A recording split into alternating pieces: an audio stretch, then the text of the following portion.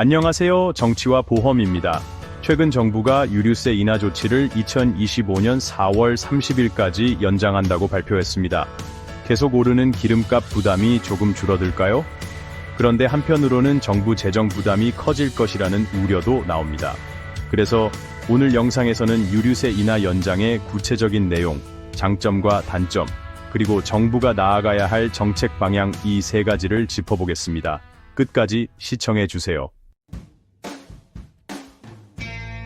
연장 기간 2025년 4월 30일까지 할인율 휘발유 15% 인하, 경유와 LPG 부탄 23% 인하, 유류세 인하 조치는 2021년 11월부터 시행되어 3년 넘게 유지 중입니다.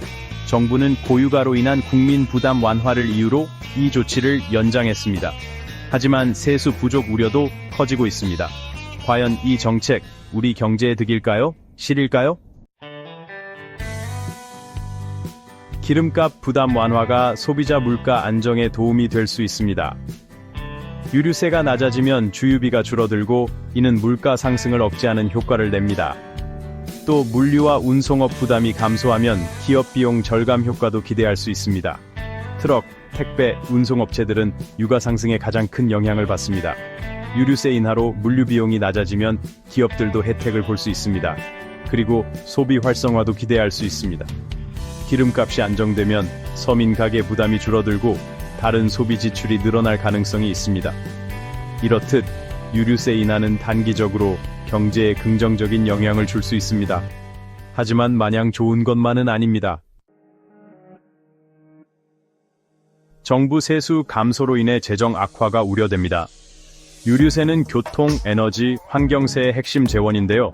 지난해에도 유류세 감면으로 인해 세수 부족 규모가 4조 원 이상 발생했습니다. 만약 이 감면이 2025년까지 연장된다면 부족한 세수는 더 커질 가능성이 있습니다. 또한 도로와 교통, 인프라 예산이 감소할 수 있습니다. 유류세는 도로 건설 및 유지, 보수 예산으로 쓰이는데요.